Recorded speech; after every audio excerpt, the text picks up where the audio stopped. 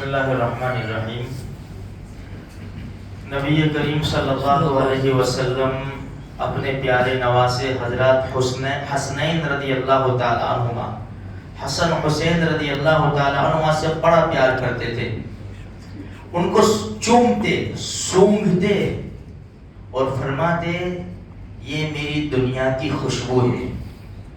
ایک مرتبہ ایک صحابی حضرت اقرع ابن حابس رضی اللہ تعالی عنہ نے اللہ کے رسول کو دیکھا کہ اپنے نواسوں کو بوسے لے رہے۔ حضرت اقرع ابن حابس رضی اللہ تعالی عنہ نے فرمایا اللہ کے رسول میرے 10 بیٹے ہیں، میں نے کبھی بھی بوسا نہیں لیا۔ ہمارے نبی نے فرمایا جو رحم نہیں کرتا اس کے اوپر اللہ کی طرف سے رحم بھی نہیں کیا جاتا۔ جس طرح ہمارے نبی نے پیار دیا، پیار کیا، اسی طرح صحابہ کرام نے بھی ان سے بڑا پیار کیا، بڑی محبت کی۔ عمر ابن خطاب رضی اللہ تعالیٰ عنہ کا خلافت کا زمانہ ہے، یمن سے کپڑے آئے، یمن سے سب کو تقسیم کیے۔ مقدر کی بات حسن حسین رضی اللہ تعالیٰ عنہما کے ناپ کے کپڑے نہیں تھے۔ بڑے غمگین ہو گئے، بڑے غمگین ہوئے۔ میرے بھائیوں اتنی محبت تھی، صرف مکہ سے نہیں منگوائے، مدینہ سے نہیں منگوائے، بلکہ جن حضرات کو یمن کے کپڑے دیے تھے، مشہور تھے، وہیں سے یمن سے دونوں کے لیے کپڑے منگوائے اور فرمایا پہنو اسے۔ جب دونوں نواسوں نے پہنے نا تو عمر ابن خطاب رضی اللہ تعالیٰ عنہ نے فرمایا اب میری آنکھیں ٹھنڈی ہوئی، اب میری آنکھیں ٹھنڈی ہوئی۔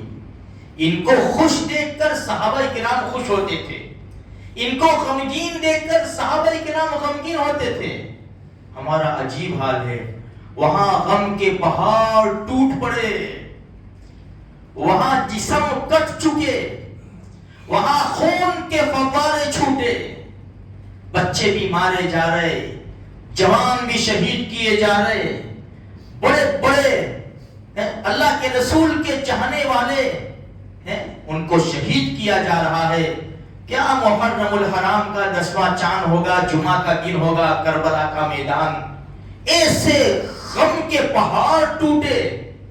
اور اسی دن میرے اس چہرے کے اوپر تو کوئی غم کے آثار نہیں ہے، میری زبان کے اوپر حسین حسین ہے رضی اللہ تعالیٰ عنہ، لیکن میرا دل چیرا ہوا نہیں ہے، میرے دل کے اندر غم نہیں ہے، میرے چہرے کے اوپر کوئی غم کے نشانات بھی نہیں ہے۔ میں تو خوش ہوں کہ فنکشن آ رہا ہے، 10 محرم کا فنکشن آ رہا ہے، 9ویں رات سے ہی شروع ہو جاتا ہے۔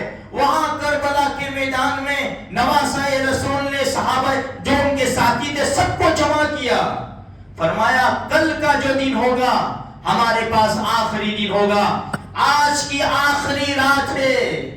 کہتے ہیں نا قتل کی رات، ایسا کہتے ہیں قتل کی رات، چلو قتل کی رات، آخری رات ہے، ہمیں کیا کرنا ہے؟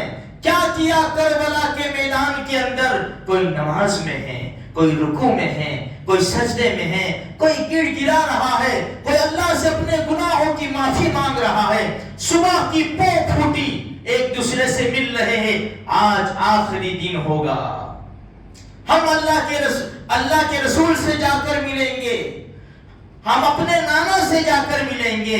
یہ آخری رات تھی، کیسے غم کے پہاڑ ٹوٹے ہوں گے، کیا ان کے دل ٹوٹ کر چورے چورا ہو گئے ہوں گے۔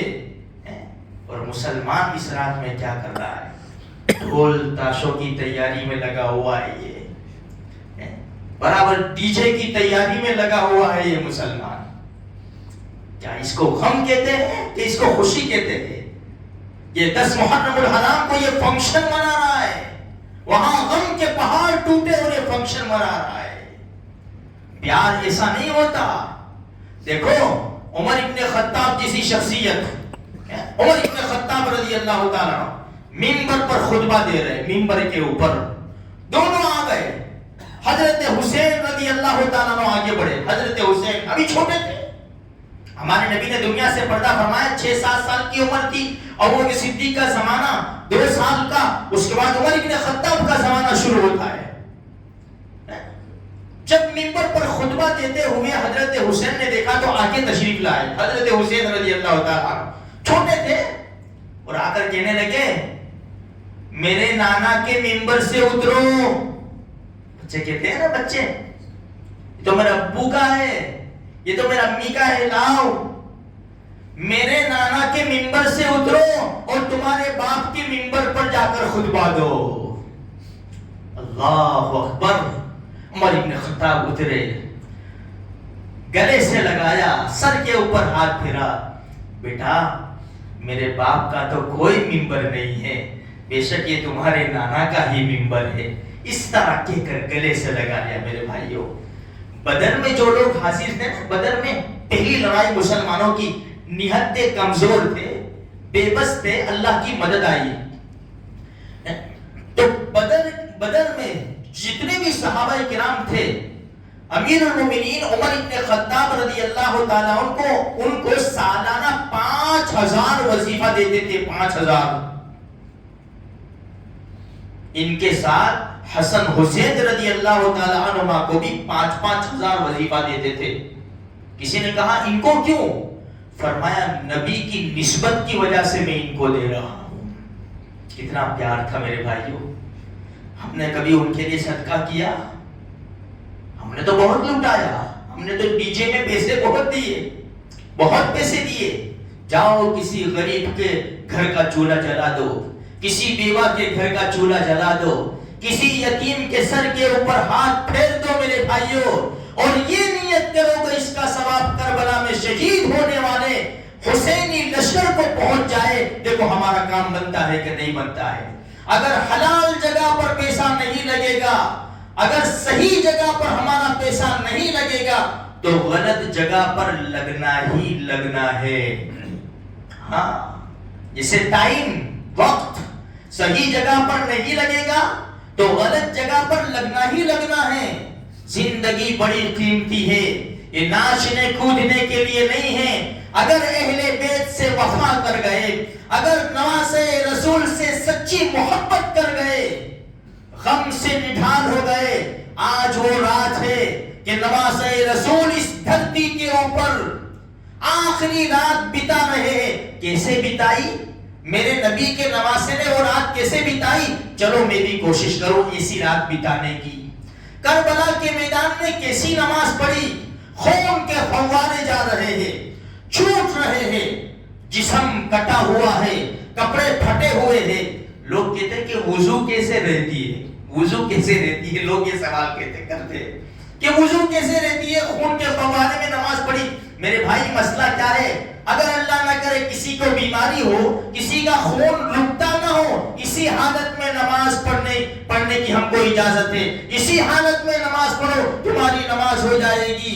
ہاں, خون کے فواروں کے ساتھ, پھٹے جسموں کے ساتھ, پھٹے کپڑوں کے ساتھ, کہیں نیزوں کے زخم ہیں, کہیں تلواروں کے زخم ہیں. وہاں جیسے نماز کا وقت آتا ہے اللہ اکبر کی صدائیں گونجتی ہے. نقش توحید کا ہر دل پہ بٹھایا ہم نے, زیر خنجر بھی یہ پیغام سنایا ہم نے. آ گیا عین لڑائی میں اگر وقت نماز, قبلہ روح ہو کے زمین بوس ہوئی قوم حجاز. ایک ہی صف میں کھڑے ہو گئے محمود و ایاز, نہ کوئی بندہ رہا نہ کوئی بندہ نواز. نہ مسجد میں نہ مندر میں نہ بیت اللہ کی دیواروں کے سائے میں, نماز عشق ادا ہوتی ہے تلواروں کے سائے میں. یا تو اے سی میں بھی نہیں ہوتی, یا تو اتنی فیسلٹی میں بھی نماز ہم نہیں پڑھتے. بے شمار اللہ کی نعمتیں برس رہی ہے ہمارے اوپر, لیکن یہ حسین کا نام لینے والا رضی اللہ تعالیٰ عنہ یہ مسجد میں قدم بھی نہیں رکھتا. میرے بھائی سچی محبت کر جاؤ, کل خدا کے سامنے جواب دینا پڑے گا. اللہ تبارک و تعالیٰ ہم تمام کو اہل بیت سے سچی محبت کرنے کی توفیق عطا فرمائے.